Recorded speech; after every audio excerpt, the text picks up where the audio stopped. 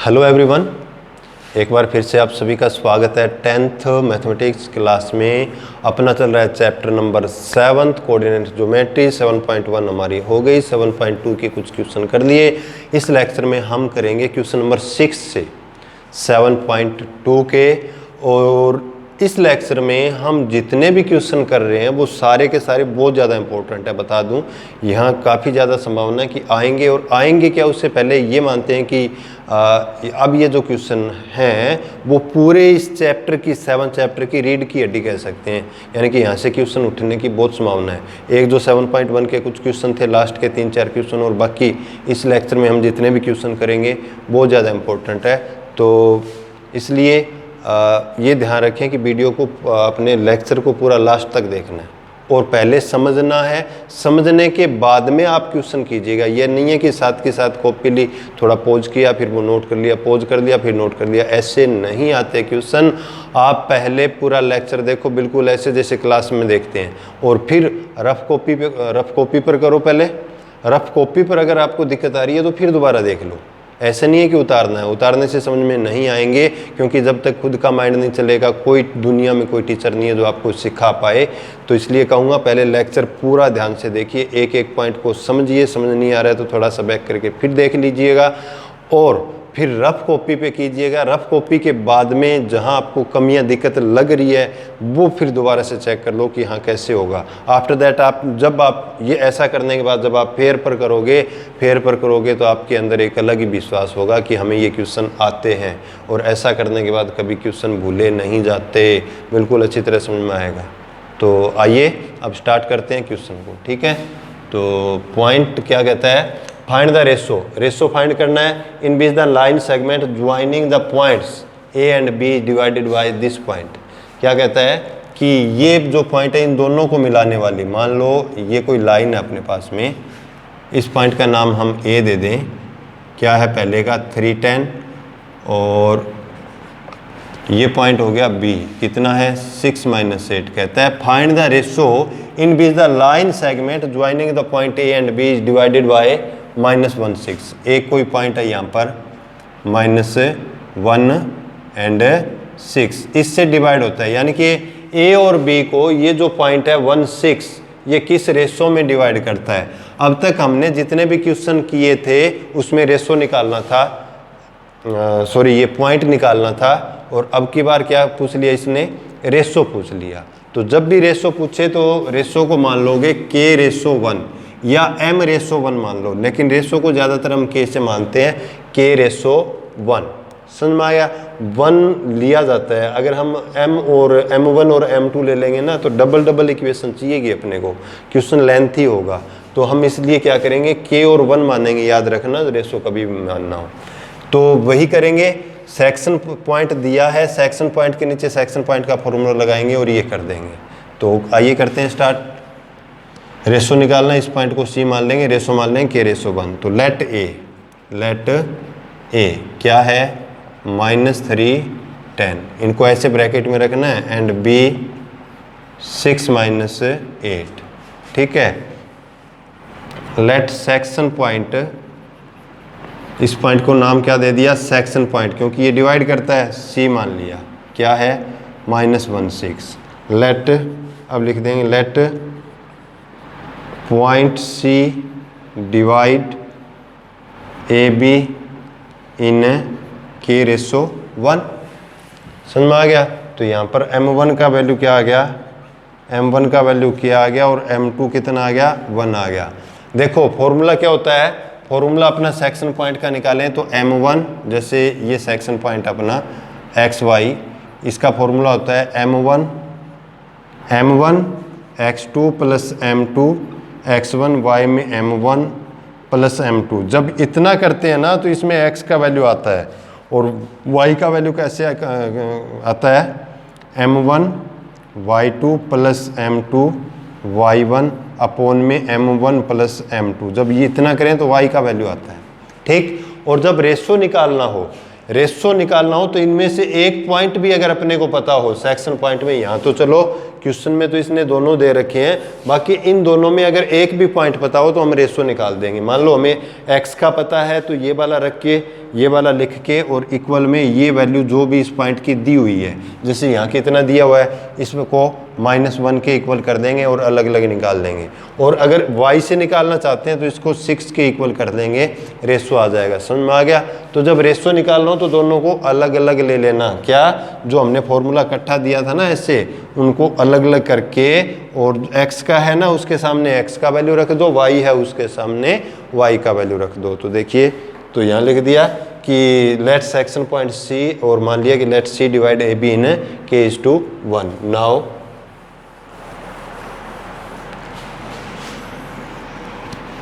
Now क्या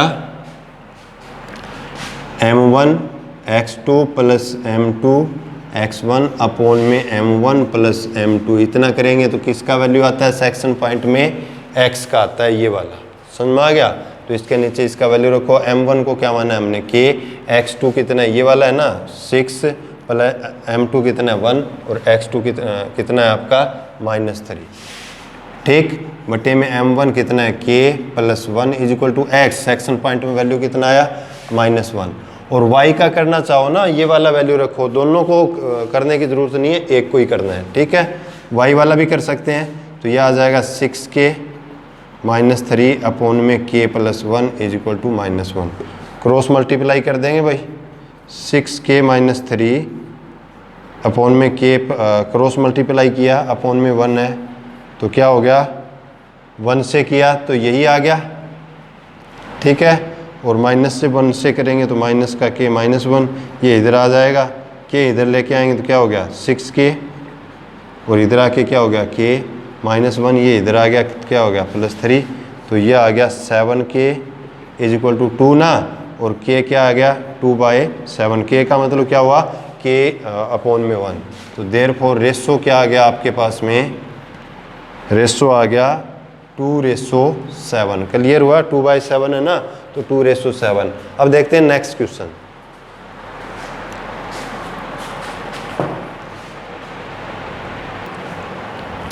हाँ जी, 7th question है अपना कि फाइंड द रेशो फाइंड करना है, बिल्कुल इसी क्वेश्चन की तरह। In which the line segment joining the points A and B is divided by x axis. ये कहता है कि रेशो फाइंड कीजिएगा जिसमें A और B को ज्वाइन करने वाली लाइन है वो x एक्सिस से डिवाइड होती है, यानी कि x एक्स है वो इनको किस रेशो में डिवाइड करता है, ठीक है। मान लो जैसे ये है, ये x एक्स हो गया। x एक्स की खास बात क्या होती है? x एक्स पर y का वैल्यू 0 होता है। तो मान लो ये a है, मैं सीधे ही डाल रहा हूँ, ये a है कोई पॉइंट, ये a है और ये b है। a का कोऑर्डिनेट 1 - 5, कोऑर्डिनेट को मत देखना, वैसे ये a यहाँ नहीं आएगा, ये a यहाँ आएगा, ठीक है, और दूसरा पॉइंट यहाँ आएगा। बाकी मैं सीधे ही आपको समझाने के लिए बता रहा हूँ। और b आ गया आपका -4 5। रियल में तो ये वैल्यू यहाँ आएगी, ये यहाँ आएगा पॉइंट और ये यहाँ आएगा, ठीक है। a यहाँ और b यहाँ, ऐसे बनेगी लाइन, समझ में आई। लेकिन मैं यहाँ करवा रहा हूँ, बी साइड में इतनी जगह है।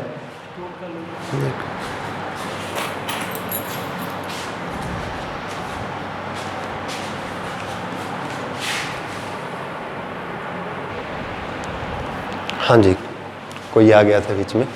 तो A और B को ज्वाइन करने वाला लाइन पॉइंट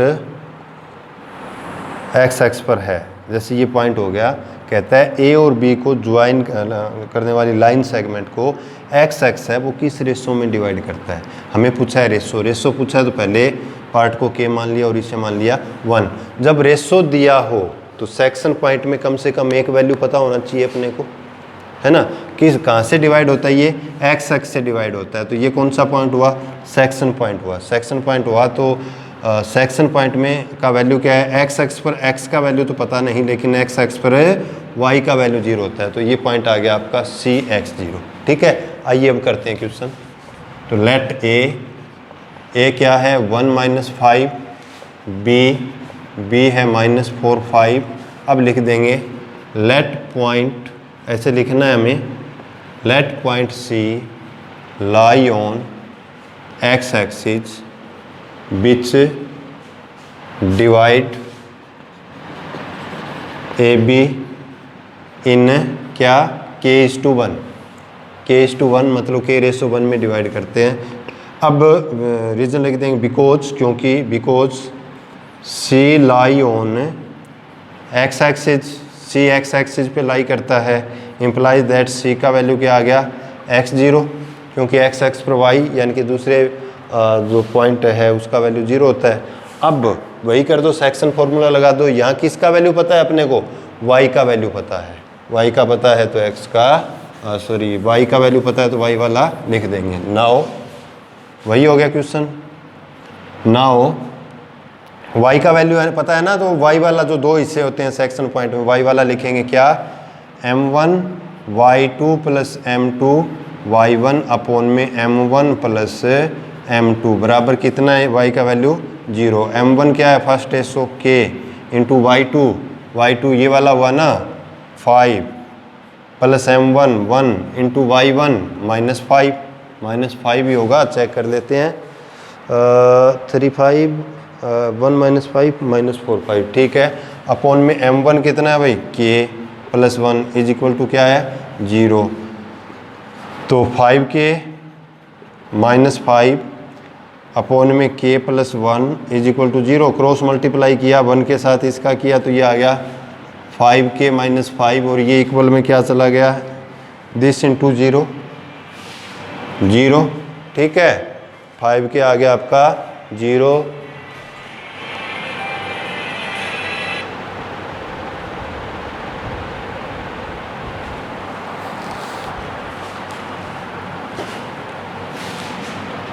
तो 5k इज इक्वल टू क्या आ गया 5 1 जा 5 1 जा, k क्या आ गया 1 आ गया, k का वैल्यू क्या आ गया 1 आ गया।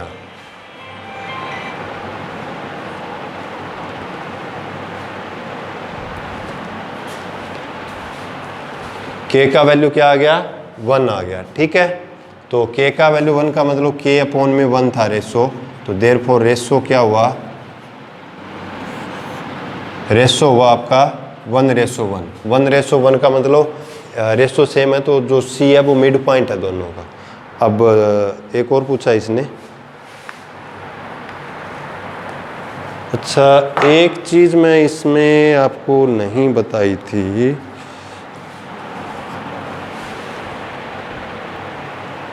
हाँ जी।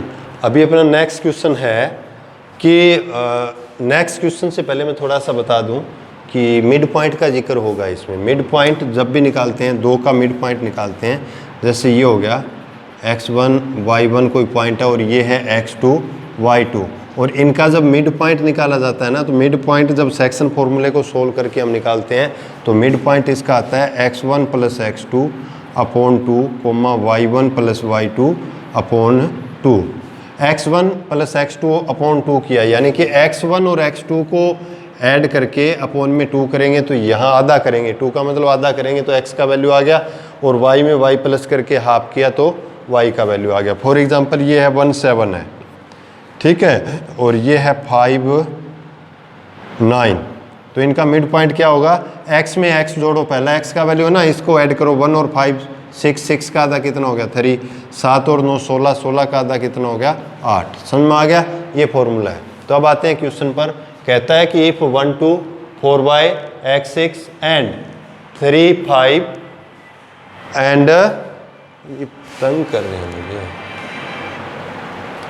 If 1 2 4y x6 and 3 5 are the vertices of a parallelogram taken in order. अपनी बुक उठाइएगा, उसमें देखिए taken in order then find x and y। देखो फिगर बना लो, क्या कहता है कि a, पहले को a माने a b c and d किसी ऑर्डर में लेने पर पैरेललोग्राम के वर्टिसेस बनते हैं, then find x and y। तो ये आ गया अपने को पैरेललोग्राम, ठीक है। इस पॉइंट को a माना हमने 1 2, ये b हो गया क्या 4y, ये क्या हो गया c हो गया x 6 और ये डी हो गया मान लो ये 3/5। एक्स और वाई का वैल्यू निकालना है तो पैरेललोग्राम का डिस्टेंस फॉर्मूला करेंगे। मुश्किल क्वेश्चन होगा थोड़ा सा, तो इसका कुछ और करेंगे। पैरेललोग्राम की प्रॉपर्टी ध्यान होनी चाहिए, तो लिख देंगे बी ए बी सी लिख दिया। ए लिख लेना अपने, A B C and D लिख लेना। उसके बाद निकालें तो कैसे आएगा, देखो एक गुण होता है कि पैरेललोग्राम के जो डायगोनल होते हैं ना वो एक दूसरे को बाइसेक्ट करते हैं। पैरेललोग्राम के जो डायगोनल होते हैं वो बाइसेक्ट करते हैं। बाइसेक्ट का मतलब जैसे ये जो डायगोनल था अपना, इसको इसने यहाँ बाइसेक्ट कर दिया। बाइसेक्ट का मतलब क्या होता है, दो सेम इक्वल पार्ट, यानी कि ये जो पॉइंट है वो इसको क्या करता है, इसका आधा करता है। आधा करता है का मतलब ये क्या हुआ, मिड पॉइंट हुआ इसका। किसका मिड पॉइंट हुआ, AC का। अब AC को BD ने यहाँ आधा कर दिया, बाइसेक्ट कर दिया, दो हिस्से कर दिया, और BD को किसने कर दिया, AC ने बाइसेक्ट कर दिया। यानी कि ये मिड पॉइंट है वो दोनों का किसका है, सेम है। यानी कि AC का मिड पॉइंट भी वही है और BD का मिड पॉइंट भी वही है। समझ में आ गया क्या। We know that the diagonal of a parallelogram are bisect each other. एक दूसरे को आधा करते हैं का मतलब दोनों का मिड पॉइंट सेम है। तो लिख देंगे हम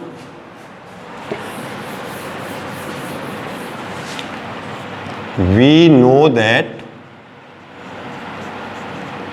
the diagonal of a parallelogram are bisect each other। किसी भी पैरेललोग्राम के जो डायगोनल है वो क्या करते हैं, बाइसेक्ट करते हैं। इम्प्लाइज दैट क्या हुआ, B mid point of AC equal किसके है, मिड पॉइंट ऑफ क्या, BD। AC और BD का मिड पॉइंट क्या है, सेम है। तो इसके नीचे इसका फॉर्मूला, AC का क्या हो जाएगा, मिड पॉइंट 1 + x अपॉन 2, ठीक है, x1 + x2, क्योंकि मिड पॉइंट का फॉर्मूला ध्यान है ना, अभी किया था, नोट किया होगा आपने, x1 + x2 अपॉन 2 y2 और y1 + y2 अपॉन 2। तो ये देखते हैं 1 + x अपॉन 2, 2 + 6/2 इक्वल है 4 प्लस, इसका मिड पॉइंट निकालेंगे तो BD का मिड पॉइंट है क्या, x1 + x2 4 + 3 upon 2 y + 5 upon 2। Mid point same है। मिड पॉइंट सेम का मतलब x का वैल्यू x के इक्वल है और y वाला वैल्यू y के इक्वल है, तभी तो सेम है। यानी कि ये इसके इक्वल है, ये इसके इक्वल है, तो दोनों को कंपेयर कर लेंगे।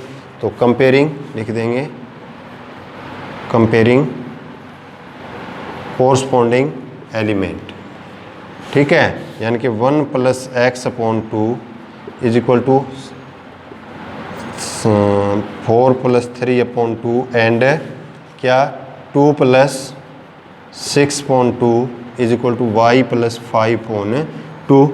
तो 2 से 2 कैंसिल हो गया, नीचे वाला है, तो आपके पास आया 1 + x इज इक्वल टू 7 और x इज इक्वल टू इधर आके ये क्या हो गया, माइनस हो गया एक, तो 6।